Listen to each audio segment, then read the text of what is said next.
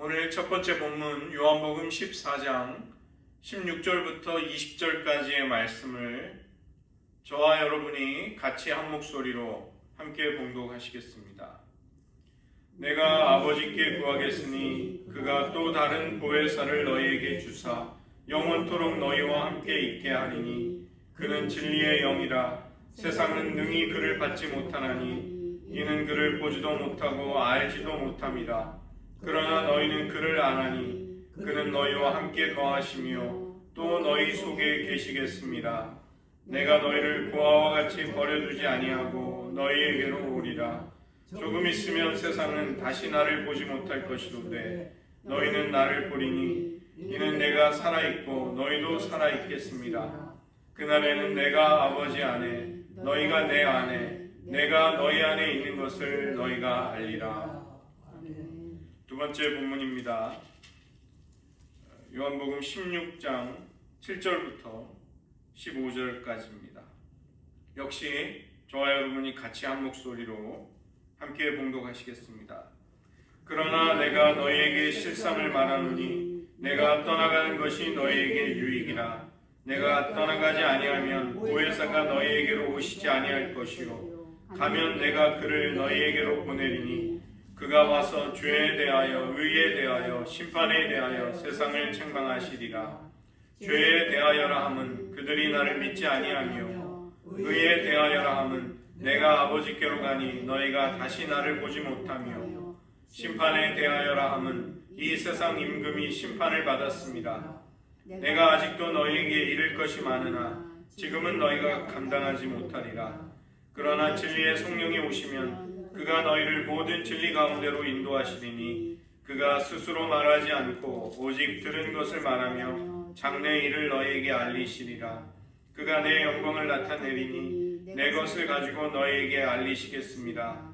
무릇 아버지께 있는 것은 다 내 것이라. 그러므로 내가 말하기를 그가 내 것을 가지고 너희에게 알리시리라 하였노라. 아멘. 기도하시겠습니다. 하나님, 저희들에게 성령의 충만함과 또 성령의 열매와 은사들을 부어주셔서 하나님의 사람으로 하나님의 아들의 형상을 닮아가게 하시고 주의 뜻을 능히 행할 수 있는 권능을 우리들에게 허락하셨사오니 저희들 성령님을 사모하고 또 순종하며 성령을 의지해서 살아가고 행하는 법을 더욱 가르쳐 저희로 하여금 주님의 길을 달려가게 하여 주시옵소서.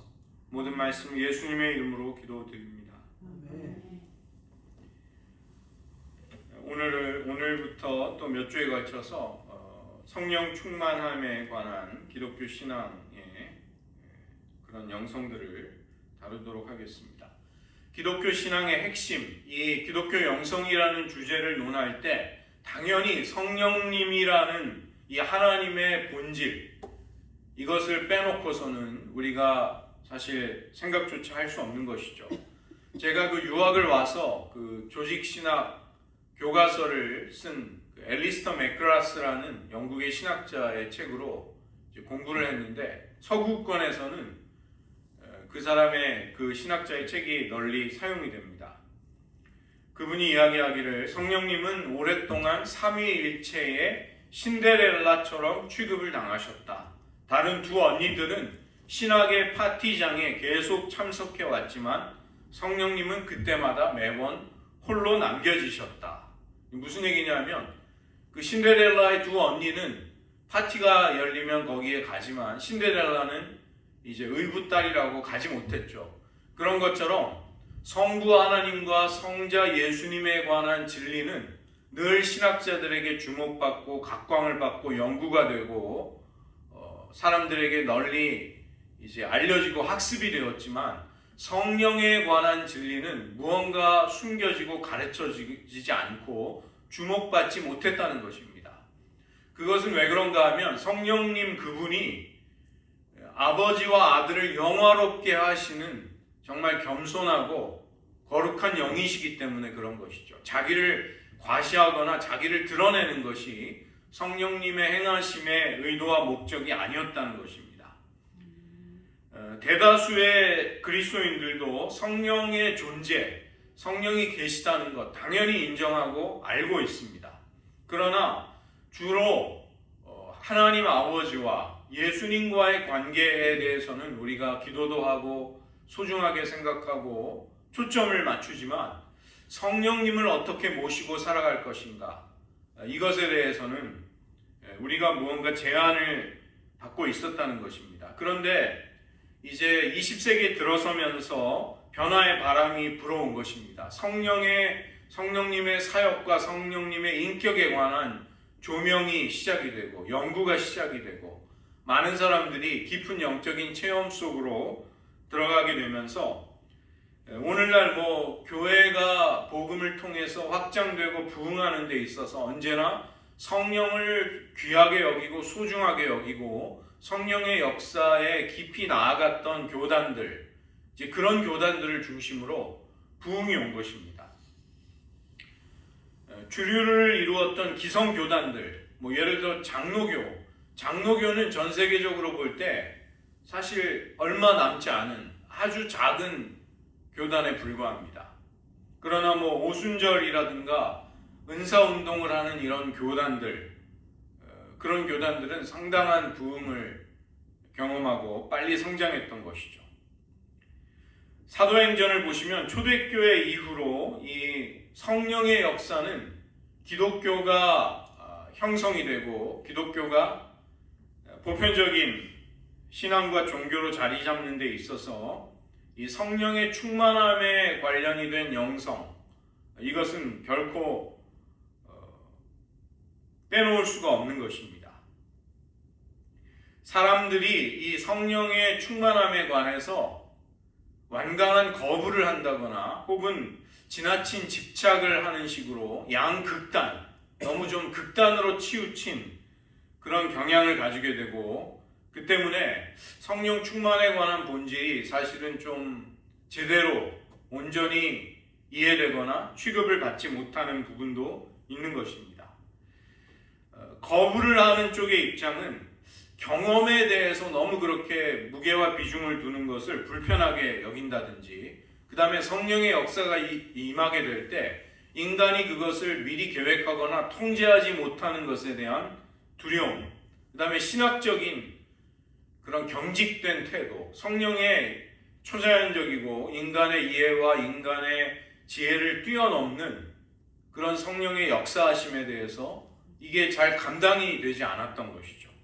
그 다음에 성령의 역사에 너무 또 건강하지 못한 의미로 집착을 하는 또 다른 극단에서는 감정주의, 관능주의, 그 다음에 여러 가지 교묘한 속임이나 조작, 또 이단이라든가 거짓된 가르침, 이런 것에 취약한 성령을 건강한 의미에서 균형 잡히고 성경적인 의미로 추구하지 못할 때 나오는 또 여러 가지 위험이나 부작용이 있었던 것입니다.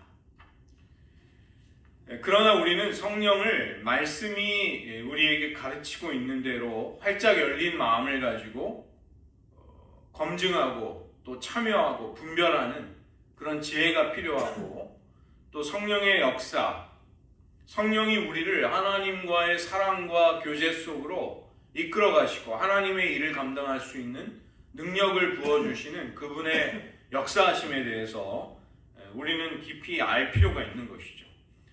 하나님 아버지께서 아들 예수님을 이 세상에 보내실 때 성령으로 기름 부어서 이 땅에 메시아로서의 일을 감당하게 하신 것입니다.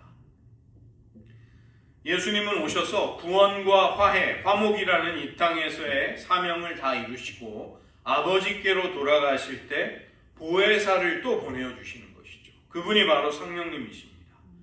그 때문에 성령님을 통해서 이 땅에 남겨진 교회는 하나님의 일을 계속해서 역사 속에서 계승하고 감당해 나갈 수가 있게 된 것이죠. 이처럼 삼위일체의 하나님, 성부와 성자와 성령 하나님은 서로 간에 깊은 사랑과 관계성을 가지고 그분의 일을 연합하여 이루어 가시는 것입니다. 구약 성경을 보면 성령님은 하늘과 땅을 창조하시는 자리에 동참하셨습니다. 예언자들을 감동시키시고 말씀을 기록하게 하시고 또 특정한 하나님이 원하시는 사람들에게 특별한 재능과 리더십과 능력을 부어주시는 그런 분으로 등장하셨습니다. 삼손이나 사울 같은 사람에게 성령이 임하는 사건을 보면 그것이 제한적이고 임시적이었던 걸 볼 수 있지만 사도행전 2장에 나오는 오순절 사건 이후로 성령이 우리에게 임하시는 것은 보편적이고 영원한 일이 된 것이죠. 성령님은 그리스도를 증거하시고 사람들에게 그리스도의 구원의 사역을 이루어 가십니다. 그리고 믿는 자들 안에 그 예수님을 닮아가도록 역사하고 계시는 것입니다. 그래서 우리가 성령님을 사랑하고 순종할 때, 그분을 따를 때 우리는 완전히 영적으로 새로운 삶을 살 수 있게 되고 그 은혜 속에 성장해 나갈 수 있는 것이죠. 성령의 역사를 어떤 능력 혹은 어떤 순결함 혹은 단지 어떤 그분이 행하시는 여러 가지 역사들 이런 식으로 보는 것에는 한계가 있는 것입니다. 성령님은 지금도 우리의 삶 가운데 역사하고 계시고 그분이 하나님이시기에 하나님의 영광과 본질을 우리에게 드러내시는 것이죠. 무엇보다 예수님의 임재를 성령님은 우리에게 나타내심으로써 주님을 영화롭게 하시는 분이십니다. 우리를 예수님과의 개인적인 교제로 인도하시고 하나님 아버지의 사랑을 확증해 주시고 그리고 우리의 성품을 주님을 닮아가도록 변화시켜 가시는 것이죠. 그래서 성령님을 일컬어서 그것이라고 부르는 것은 절대적으로 잘못된 것입니다.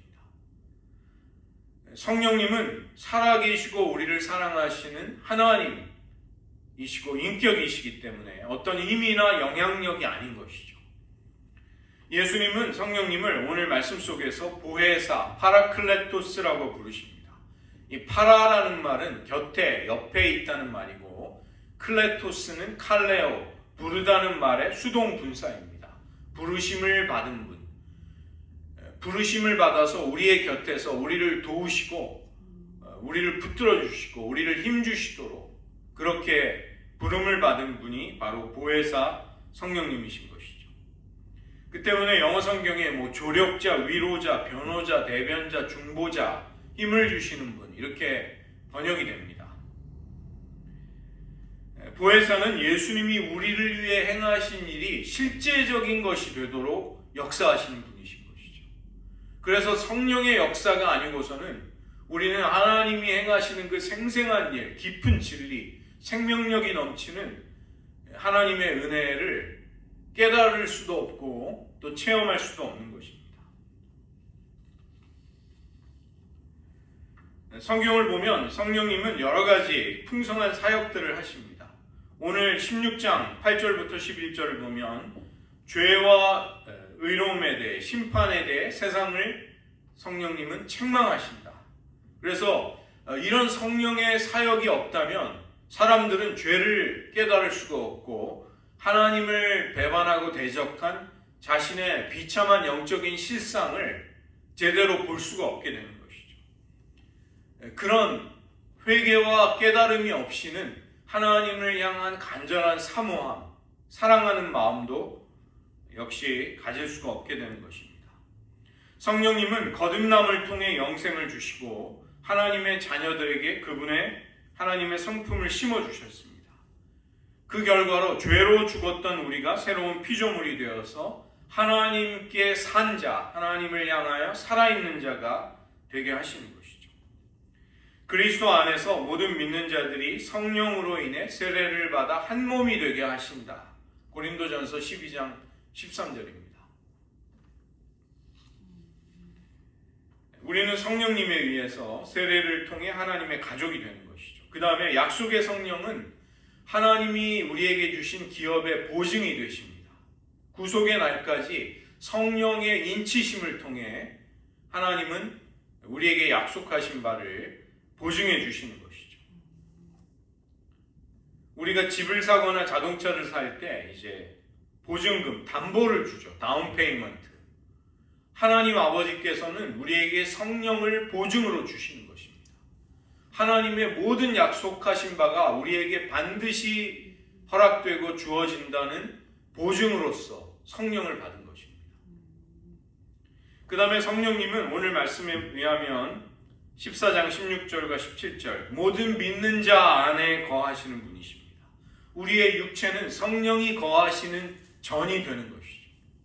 신자라는 것은 어떤 멋있는 교리, 기독교가 인간적이고 착해 보이니까 내가 거기 멤버십에 들어가겠다. 그것이 기독교인이 아니라 성령이 그 안에, 그 사람 안에, 심령과 영혼 안에 거하셔야 크리스찬이 되는 것입니다. 성령은 우리를 충만케 하심으로써 우리를 다스리시는 것이죠.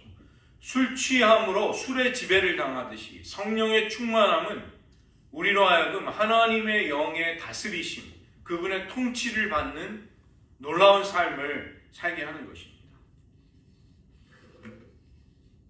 그 다음에 성령님은 우리에게 능력을 주셔서 우리의 말과 행동에 있어서 하나님의 기이한 일들을, 하나님의 목적과 뜻을 행할 수 있게 해주시는 것이죠.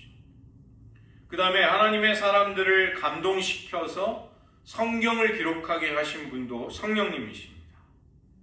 우리로 하여금 하나님께서 은혜로 주신 것들을 알게 하려고 하나님은 성령을 주셨다. 이것이 고린도전서 2장에 나오는 말씀입니다. 신령한 일은 신령한 것으로만 분별할 수 있다. 그 때문에 성령님이 주시는 영감이 아니고서는 하나님이 우리에게 어떤 일을 행하셨는가, 무슨 은혜를 주셨는가, 내가 얼마나 영광스럽고 사랑받는 존재인가, 이러한 것이 깨달아지고 느껴지고 체험이 될 수가 없는 것이죠. 우리가 말씀을 들을 때 그 말씀의 꿀송이와 같은 그 단맛, 그것을 어떻게 느낄 수 있는가, 또 그 말씀을 우리가 어떻게 우리의 삶에 적용할 수 있는가, 모두가 다 성경의 영감을 주셔서 기록하게 하신 동일하신 성령께서 우리에게 그 말씀의 은혜를 주시는 것입니다. 진리의 성령이 오시면 그가 너희를 모든 진리 가운데로 인도하실 것이다. 장래의 일을 너희에게 알리실 것이다. 진리를 그냥 가르치시는 것이 아니라 우리를 모든 진리 가운데로 끌고 들어가신다. 그 진리의 실체와 생생한 모든 현실들을 경험하게 하신다. 그것이 진리의 영이신 성령님, 보혜사가 우리에게 하시는 일입니다. 성령의 기름 부음이 우리를 가르치신다. 그래서 아들을 알게 하시고 아들을 영화롭게 하시는 것이죠. 로마서 8장 26절에는 성령이 우리가 무엇을 기도해야 할지 알 수 없을 때 말할 수 없는 탄식으로 우리를 위해 친히 간구해 주신다는 것이죠. 우리의 그런 연약함을 도와주신다. 우리의 마음을 감찰해서 우리를 통해 하나님께 간구할 수 있도록 도와주신다. 그래서 우리가 이제 기도를 시작하면 처음에는 내 생각과 의지와 마음으로 떠오르는 것으로 기도하는 것 같지만 성령이 역사하시면 내 안에 성령의 탄식과 성령의 기도가 시작이 되는 것입니다. 성령님은 말할 수 없는 탄식으로 하나님께 우리 영의 깊은 소원을 이제 올려드리는 것이죠. 그 다음에 성령님은 은사를 주셔서 믿음의 공동체가 서로를 돕게 하시고 그리스도의 몸을 세워나갈 수 있도록 은혜를 주십니다. 그 때문에 우리 신자들은 무엇보다도 성령의 능력으로 살아가고 성령의 능력을 힘입어 하나님의 뜻을 행하기를 계속해서 우리 평생 배워가야 합니다. 어떻게 해야 성령 안에 살아갈 수 있을까? 성령께 순종할 수 있을까?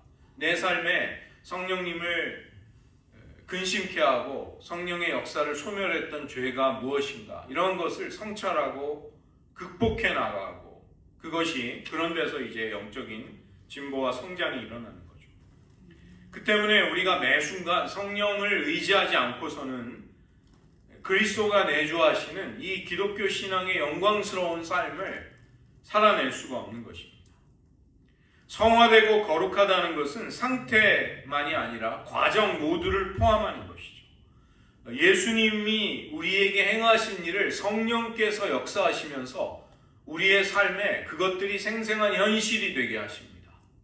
그 진리들을 적용할 수 있도록 우리를 도와주시는 것이죠. 이것을 사도 바울은 하나님이 우리 안에서 일하시는 것이다, 이렇게 이야기하는 것입니다. 갈라디아서 5장 25절, 만일 우리가 성령으로 살면 또한 성령으로 행할지니. 그래서 성령으로 살게 된 우리는 성령으로 행하는 법을 역시 계속해서 배워가는 것입니다. 성령께 순종한다는 것은 그리스도 안에 거하면서 성령의 열매를 맺어가는 것이죠. 영적으로 성숙된다는 것, 그것은 예수님이 우리의 삶의 중심이 되셔서 우리를 다스리시는 삶으로 나아가는 것인데, 그러한 삶을 바로 하나님의 영이 우리로 하여금 살아갈 수 있도록 도와주시는 것입니다. 우리가 하나님이 주시는 어떤 은혜와 혜택, 이것만 기뻐하는 자들이 아니라 그 은혜를 주시는 하나님을 사랑할 수 있게 하시는 것, 이것이 성령을 통해 우리에게 일어나는 것입니다. 만약에 우리가 신자가 되어서 하나님이 주시는 은총의 달콤함만을 기뻐하고 거기에만 머물러 있다면 우리는 여전히 영적으로 미성숙한 어린아이에 불과한 것이죠. 그러나 어린아이에서 우리가 장성한 자로 성장해 나갈 수 있도록 하나님께서 성령을 통해 우리를 도와주시는 것입니다.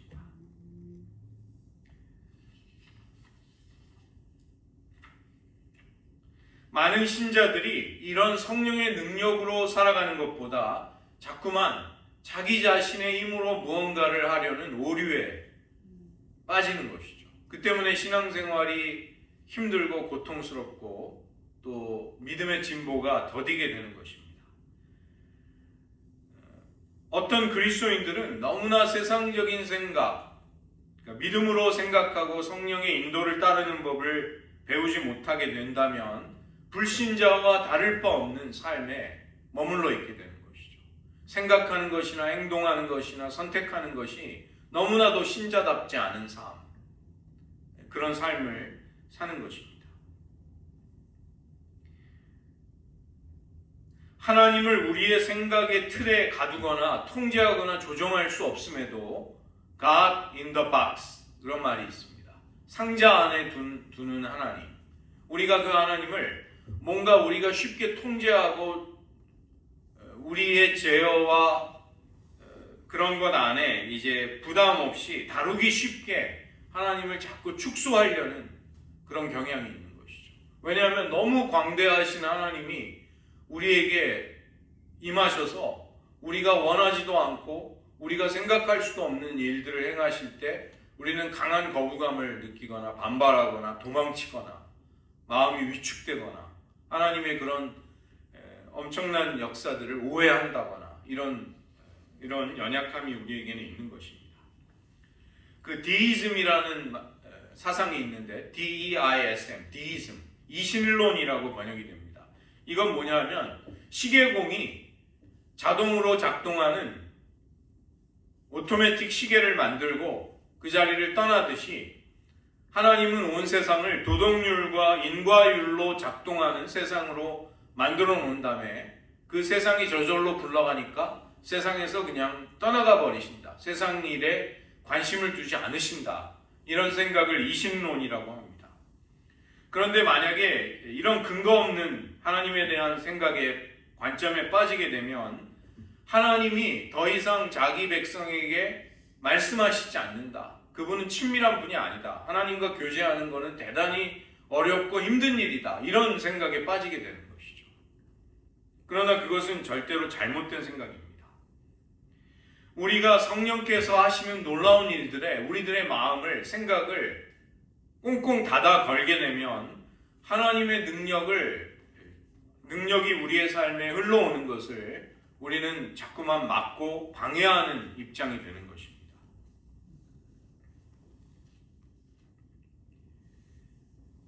성경에 기록되어 있는 하나님의 사람들의 그 놀라운 삶에 대해서, 또 예수님이 공생애를 성령을 의지하면서 얼마나 힘있게 살아가셨는가, 이것이 뭐 동화 같은 이야기, 우리에게는 불가능한 이야기, 먼 나라 이야기, 이런 식으로 되는 것이죠. 그러나 하나님의 마음은 바로 그런 삶을 신자들이, 모든 신자들이, 하나님의 자녀들이 살기를 원하시는 것입니다. 그리고 우리가 성령을 의지하고 그 성령님과 동행할 때는 우리들에게도 그러한 삶이 가능해지는 것이죠. 교회가 어떤 하나님의 일들을 전망한다거나 믿음을 가진다거나 기대를 가지는 데 있어서 이런 성령이 역사하실 때 우리들에게 찾아올 수 있는 엄청나고 초자연적인 차원들을 우리가 우리의 생각에서 제거시켜 버리게 되면 우리는 성경적인 세계관을 가지고 살지 못하게 됩니다. 그렇게 되면 우리는 하나님의 살아계신 실제를 맛보지 못하는, 이 세상의 관점에 따라 살아가는 그런 신자들이 되는 것이죠. 그러나 그것은 결코 하나님이 원하시는 모습이 아닌 것입니다. 그 뉴욕의 브루클린 태버너클이라는 교회가 있는데 짐 삼발라라는 목사님이 계십니다. 이분이 보편적인 목사는 아니에요. 자기 장애인 어른이 이제 목사님인데 자기 사위에게 이제 목회를 해보라고 권유를 한 것입니다. 그분이 기도하면서. 이분은 신학교도 안 다닌 분이에요. 근데 그 뉴욕의 마약 중독자들이 막 성령의 능력으로 치유가 일어나고 그렇게 되면서 그 엄청난 교회가 이제 찬양을 드리는 것으로 유명한 그 교회가 생긴 것입니다. 이 짐 삼발라 목사님의 사모님은 음악을 전공하지도 않았는데 막 에미상을 수상하고 막 엄청난 복음성가, 막 CCM 앨범을 내고, 저도 한 2번 가서 예배를 드려봤는데 성가대가 엄청 수도 많고 뜨겁고 영감이 넘치는 그런 찬양을 드리는데 정말 예배를 드리며 압도를 당합니다. 이분이 말하기를 신자들이 끊임없이 하나님께 구하지 않는다면 영적인 능력의 창고가 텅텅 비게 될 것이다. 그렇게 이야기한 것이죠. 성령의 기름 부음이 없이 우리는 예배 가운데 하나님의 임재를 경험할 다른 길이 없습니다. 그런데 그것은 예배만이 아니라 우리들의 신앙생활의 또 삶의 모든 영역에서도 그런 것입니다.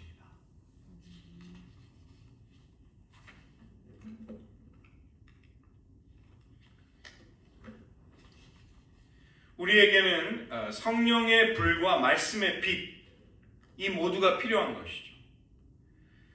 성령 중심 혹은 말씀 중심으로, 사실 이것은 함께 취해야 하는 문제인데 이것이 그냥 선택, 이것 아니면 저것의 문제가 된 것은 사실은 질적으로 우리가 낮아진 것입니다. 건전한 가르침이 없는 능력은 얄팍해지고 분별력을 잃어버리기가 쉽습니다. 반면에 능력이 없는 가르침은 무미건조해지고 무감각해지는 것이죠.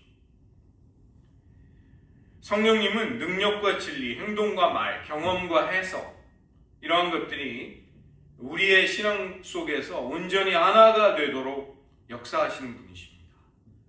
이성과 감성이 분리가 되는 것이 아니라 균형 잡히고 또 하나 될 수 있는 것은 성령의 충만함 가운데 가능해지는 것이죠. 세상에서 가장 먼 거리가 머리와 가슴 사이에 45cm다. 그런 이야기가 있습니다.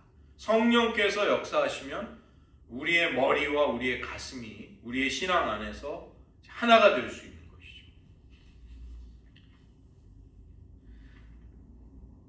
믿음과 감정이 성령으로 충만할 때 하나가 되어서 서로가 서로를 더 하나님께 가까이 나아갈 수 있게 하는 것입니다. 사랑과 감정이 없는 진리는 너무 날카로워서 사람을 찔러버리고 사람을 베어버리는 것이죠. 그 다음에 진리가 없는 감상에 빠진 사랑, 이것 역시 성경적인 모습이 아닌 것입니다.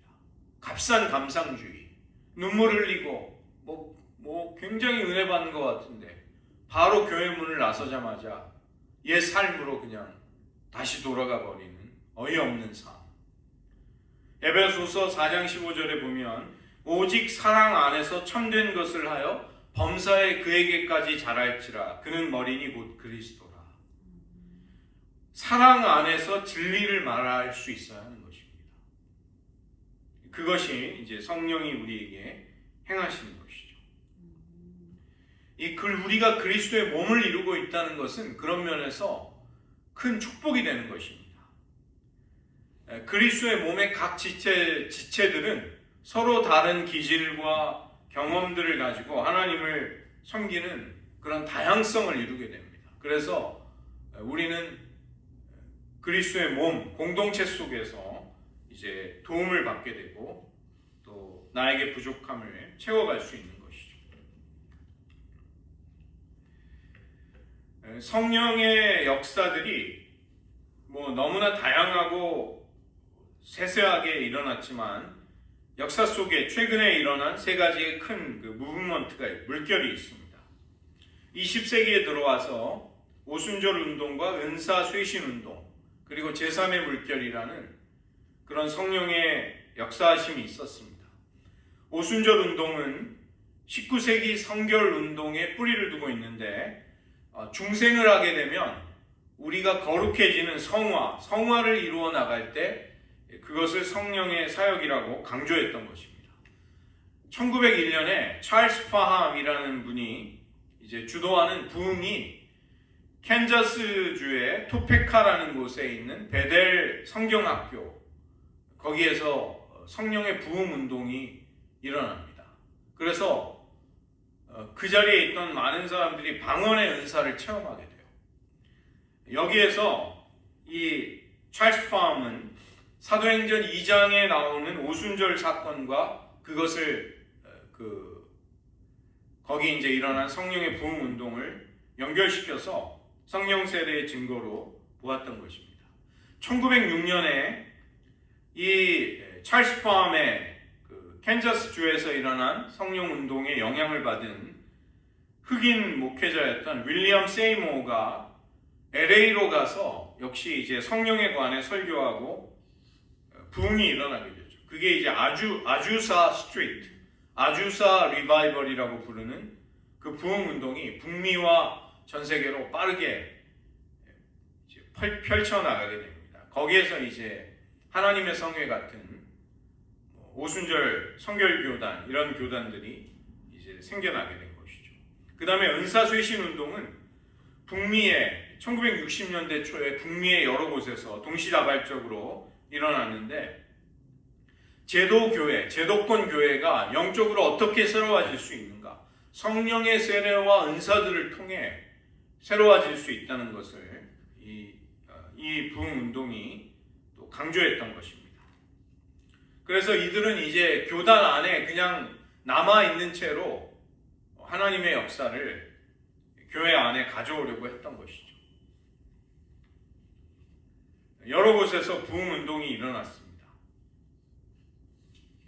제3의 물결은 이제 1970년대부터 오순절이나 주류 교단에 속해 있지 않은 데서 많은 교회들이 여러 가지의 사역들이 성령의 역사 가운데 이제 참여하게 됩니다. 플러신학교의 그 피터 와그너 교수가 이제 그 사람의 책에서 성령의 세 번째 물결이라는 책에서 제3의 물결이라는 용어가 거기서 나오게 되고, 대표적인 것이 존 윈버 목사의 비냐드 교회, 그런데 능력전도, 능력치유 이제 이런 걸 강조하는 그런 성령의 역사가 또 있었던 것이죠. 당연히 이 성령의 여러 가지 현상들, 의미들, 그 다음에 거기 어느 정도까지가 진실된 것이냐, 이런 것에 대해서는 여러 가지 논쟁이나 갈등들이 있는 것도 사실입니다. 혼란도 있었지만 그러나 어쨌든 하나님은 계속해서 성령의 역사들을 우리들에게 허락해 오셨던 것이죠.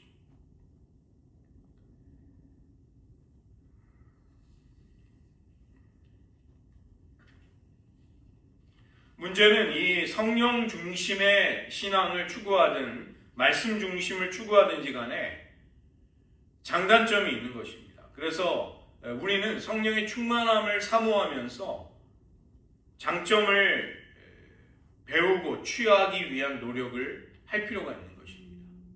나의 신앙만이 다 충분하다 이런 식의 생각을 가지지 말고 우리는 우리의 신앙을 영성을 더 확장하고 더 깊이 있게 하기 위한 그런 열린 태도가 필요한 것이죠.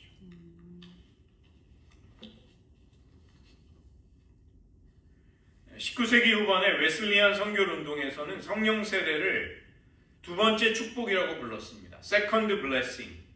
회심 이후에 완전 성결을 향해 나아갈 수 있다. 이것이 이제 그 감리교 웨슬리안 신학의 관점이었기 때문에 이제 성령의 세례를 그렇게 본 것이죠. 무디, 그 유명한 부흥사 무디와 르벤 아처 토레이 목사님은 성령 세례를 회심 이후의 경험이다. 그 다음에 하나님의 일을 위해서 하나님이 능력을 부어주시는 것이다. 이렇게 가르칩니다. 그러면서 오순절 운동이 성령 세례를 방언의 경험과 함께 연결시키게 되는 것이죠. 그래서 오순절 운동과 은사쇄신 운동에서는 방언이 성령 세례의 증거다 이런 식으로 얘기를 했는데 이제 오늘날은 보다 폭넓고 균형 잡힌 경험과 통찰을 통해서 꼭 그렇지는 않다. 그렇게 이제 그러한 것들을 우리는 알 수 있게 된 것입니다. 신약 성경을 보면 성령 세례에 대해서 여러 곳에서 말씀하고 있는데 오순절 사건 때 성령의 세례가 부어지고 그 다음에 예를 들면은 고린도전서 12장 13절을 보면 성령의 세례를 해석하는 데 있어서 성령 안에서 엔 푸뉴마타 그 헬라어를 이제 번역을 할 때 성령과 함께 성령 안에서 성령에 의해서 이렇게 이제 여러 가지로 해석을 합니다. 그런 해석의 다양성이 있는 것이죠. 오순절 때 제자들의 경험, 그 다음에 사마리아 사람들에게 임하는 성령, 이방인 고넬료 가정에 임했던 성령, 그 다음에 세례 요한이 에베소에서 제자들을 만났을 때 그들의 경험, 이제 여러 가지 성령 체험이 나오는데 성령이 한 개인에게 임하시는 것과 관련이 있고 사도 바울은 그것을 그리스도의 몸의 지체가 되는 것과 연결했던 것이죠. 오순절 사건 이후에 세례를 베푸시고 우리 안에 내주하시고 성령의 인을 치시는 이런 성령의 역사 가운데 모든 믿는 자들이 이제 참여하게 되고 그 이후에 성령의 충만함, 성령의 부어주심, 능력으로 덧입히는 역사 이러한 것들이 많은 믿는 자들에게 임하게 됩니다. 그 때문에 이 회심 이후에 어떤 성령의 역사에 참여하는가 이것을 어떤 단 한 가지의 방법과 길만이 있다 이렇게 주장할 수가 없는 것입니다. 여러 가지 다양한 경험을 우리는 하나님이 허락하시기 때문에 그렇게 받게 되는 것이죠. 저는 성령 세례를 베드로가 고넬료의 집에 가서 설교를 할 때 말씀을 듣는 자들에게 성령이 내리셨다, 임하셨다. 저는 그런 식으로 성령 체험을 했습니다. 주일날 예배 드릴 때 주일 예배를 드리고 설교를 듣고 있는데 저는 방언을 받았어요. 혀가 이렇게 자꾸 말리면서.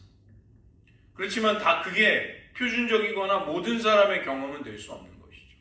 어떤 사람은 또 너무나도 다양하게 하나님이 주시는 제가 아는 어떤 형제는 집에서 조용히 하나님을 찬양하고 있는데 찬양이 방언으로 어느새 바뀌어 있다고 나중에 보니까 자기도 모르게 하나님을 높이고 하나님을 찬양하다가 그냥 이제 성령의 은사를 받은 거죠. 그런 다양함이 있습니다. 그런데 성경적으로 이제 큰 관점이 있는데 성령의 외적인 역사와 내적인 역사가 있는 것입니다. 그래서 이것은 좀 큰 관점이기 때문에 이해하실 필요가 있습니다. 신약은 모든 믿는 자들이 성령으로 충만해지는 것을 두 가지 종류의 주된 방법으로 이해를 하는 것입니다. 성령의 내적인 사역, 이것은 주님의 성품, 영적인 성숙을 가져옵니다. 헬라어, 신약 성서 헬라어 원어에 보면 플레로와 플레레스 이렇게 표현이 된, 그러니까 이 번역된 성경에는 그냥 충만하다, 충만해지다 이렇게 된 걸로는 구분이 안 가는데, 헬라어 원어 성경에 보면 플레로와 플레레스라고 번역이 된 것은 존재가 성장을 하는 그런 걸 가리키는 것이죠. 스데반이나 바나바가 성령으로 충만하고 지혜가 있는 사람이었다, 이렇게 표현할 때 그 사람들을 가리킬 때 사용이 된 걸 볼 수가 있습니다. 그 다음에 성령의 외적인 사역은 헬라어 동사가 핀플레미라는 채워진다, 성령으로 채워진다 이렇게 말할 때, 이것은 하나님의 일과 하나님의 사역을 위해, 봉사를 위해 하나님이 능력을 부어주실 때, 그때 사용이 됩니다. 하나님의 주권적인 능력이 일시적으로 채워지는 것이죠. 그래서 건강하고 균형 잡힌 성령 충만은 내적인 역사와 외적인 역사 모두를 균형 있게 참여하는 것입니다. 말씀 중심, 말씀으로 치우친 신자들 가운데는 성령의 내적인 역사만을 강조하면서 외적인 역사를 간과하는, 소홀히 하는 경향이 있습니다. 또 성령의 역사에 좀 치우친 신자들에게는 이제 반대의 성향이 있는 것이죠. 말씀을 중심으로 하는 신자들은 지식, 영적인 지식과 성품의 중요성에 대해서는 잘 알고 있지만 능력과 행위에서는 약점을 가질 수가 있습니다. 성령의 외적인 사역, 하나님을 섬기기 위해 능력을 부어주시는 이런 측면을 억제하거나 소홀히 여기는 교회들 혹은 개인들은 변화와 성숙에 있어서 무기력함을 약점으로 가질 수 있는 것이죠. 우리가 어떤 새로운 경험을 함으로써 우리의 해석이 새로워지고 확장이 되어야 되는데, 내가 기존에 가지고 있는 성령에 대한 해석이 나의 경험을 꽉 이렇게 억제하고 가로막게 될 때 그것은 굉장히 부정적인 것입니다. 반면에 성령을 지나치게 쏠려 있는 그런 신자들은 또 능력이나 행위, 어떤 하나님의 일을 행하는 데 있어서는 뛰어날 수 있지만 영적인 분별력과 성품의 문제에 있어서는 약점을 가질 수가 있는 것입니다. 이게 물론 이렇게 획일적으로는 말하기가 어렵습니다. 두 영역은 우리 안에, 우리의 삶에 함께 있기 때문에 우리의 경험이 성경적인 해석을 앞서 나가게 되면 속임수, 조작, 다른 사람의 조종에 쉽게 넘어갈 수 있게 됩니다. 그 다음에 우리의 경험이 성품을 앞서가게 되면 사사 삼손처럼 성령님이 슬퍼하시는 일을 자꾸 하다가 나중에는 능력을 잃어버리게 되는 것이죠. 삼손이 태어날 때 천사가 와서 수태고지를 한 사람입니다.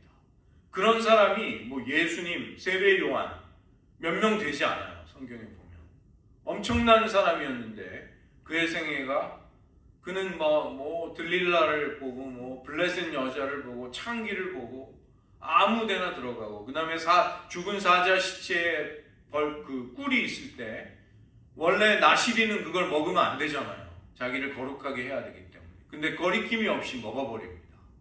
부정한 것을 막 먹어버리는 사람, 그런 사람이죠. 신자들 중에도 정직하지 않고 비윤리적이고 양심을 저버리는 행동을 하면서도 신자로 이렇게 살아가는 사람들이 있어요. 사역을 하는 사람도 있죠. 사실 그것은 자기 스스로를 속이는 것입니다. 굉장히 위험한 것입니다. 인격이 없는 능력은 축복이라기보다는 저주가 되기 쉽고 분별력을 잃게 되는 것이죠. 사람이 능력이 없으면 실망을 합니다. 그러나 인격에 실망을 하게 되면 사람은 고개를 돌려버립니다. 그 사람을 다시 관계를 맺기가 대단히 어려워지는 것이죠. 성품과 은사 모두가 다 중요합니다. 우리는 성령의 능력뿐만이 아니라 성령의 열매가 함께 필요한 사람들이죠. 그래서 성결함과 하나님의 일을 감당할 수 있는 능력, 이것은 함께 가야만 하는 것입니다. 우리가 함께 추구해야만 하는 영적인 목표가 되어야 하는 것이죠. 그래서 우리는 성령의 역사를 어떤 특별한 능력, 특별한 현상, 내가 하고자 하는 체험, 이런 데만 제한하지 말고 우리의 마음의 변화, 우리의 일상을 살아가는 거룩함, 이러한 모든 것들과 연결을 지을 줄 알아야 하는 것입니다. 온전한 기독교 영성이라는 것은 기독교 삼각형의 세 꼭지점이 필요한 것이죠. 지식과 존재와 행위, 이 세 가지가 모두 필요한 것입니다. 성경적인 진리를 알고 건전한 신학, 판단력, 분별력, 이것은 노인에 해당되는 것이고, 그 다음에 인격이 주님을 닮아가고 하나님과의 개인적인 교제와 친밀함을 가꾸어 나갈 줄 아는 것.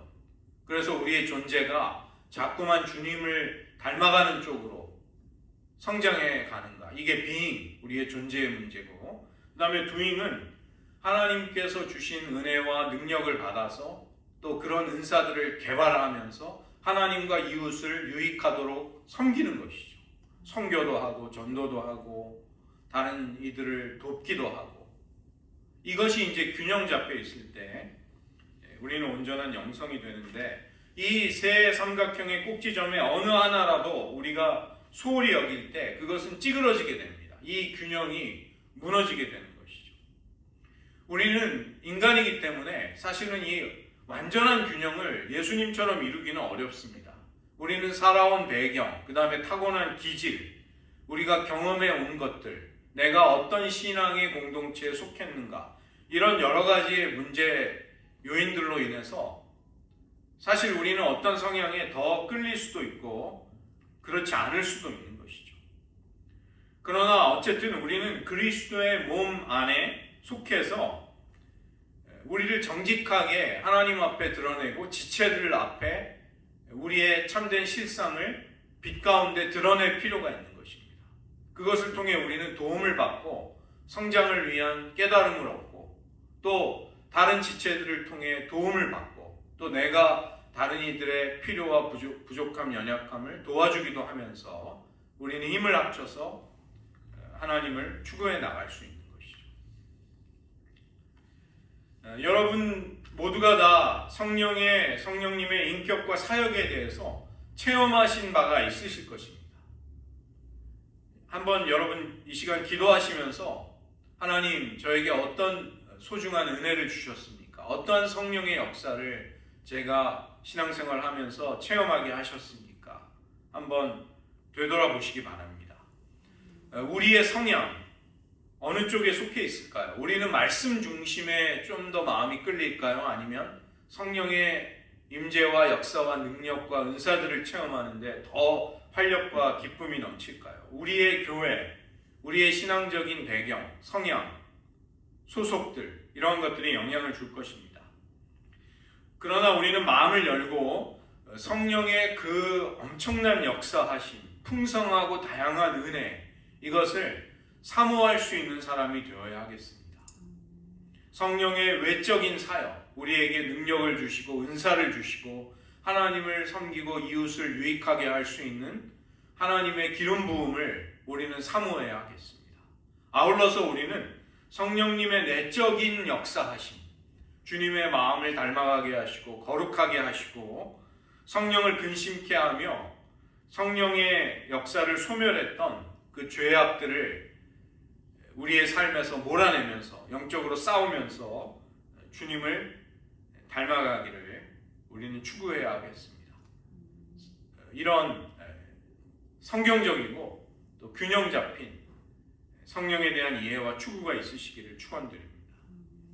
이 시간 말씀을 의지하면서 하나님, 저로 하여금 하나님을, 성령 하나님을 더욱 사랑하고 사모하면서 주님을 닮아가게 하신 성령의 내적인 역사가 성령의 열매를 통해 맺어지게 하여 주시옵소서. 나의 무기력함, 나의 연약함을 가지고서는 고난을 이기고 이웃을 섬기고 하나님의 뜻을 이루어 나가기가 너무도 어렵습니다. 성령의 능력을 부어주시옵소서. 은사들을 주시옵소서. 이 교회를 영적인 침체 속에서 일으켜 주시옵소서. 한번 같이 기도하시겠습니다.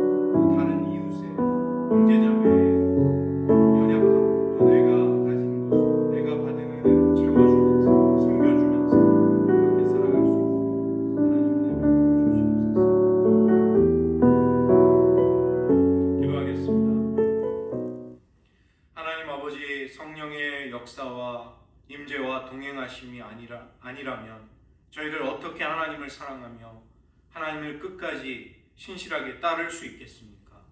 하나님, 저희들 간절히 원하옵기는 주님의 뜻을 행하고 고난을 이기고 또 우리들의 연약함과 한계를 가지고서는 감당할 수 없는 하나님의 뜻을 능히 이루어 드릴 수 있는 성령의 능력을 받기를 원합니다. 우리들에게 성령의 은사들을 더욱 허락하여 주시고 또 우리에게 이미 주신 하나님의 선물들을 잘 개발하고 잘 활용해서 주님의 일을 감당할 수 있게 도와주시옵소서. 하나님, 저희들 아울러 성령님의 내적인 역사가 우리로 하여금 주님을 더욱 닮아가게 하며 우리 안에 주님의 성품과 성령의 열매들을 맺어가시기를 간절히 원합니다. 하나님, 저희들 온 천하를 얻고도 우리들의 생명을 잃어버린다면 아무 유익이 없음을 주님께서 경고해 주셨습니다. 우리들 주님을 위해 아무리 영웅적인 일을 감당했다 할지라도 우리들의 마음과 성품이 삐뚤어져서 하나님을 끝까지 사랑하고 충성되이 신실하게 주님을 따르는 일에 실패한다면 무슨 유익이 있겠습니까? 하나님, 저희들 주님 앞에 설 때 부끄러움이 없이 기쁨으로 우리가 평생토록 사랑했던 주님 앞에 나아갈 수 있도록 우리들의 매일의 발걸음이 주님을 사랑하며 주님과 동행하는 믿음의 여정이 되게 하여 주시옵소서. 하나님, 우리들 성령의 은사뿐만이 아니라 성령의 열매 역시 풍성하게 맺어서 우리를 보는 이들 속에서 예수님의 성품과 예수님의 향기가 나타날 수 있는 그런 신앙, 그런 영성을 추구해 나갈 수 있도록 하나님 은혜 베풀어 주시옵소서. 모든 말씀 예수님의 이름으로 기도드립니다. 아멘.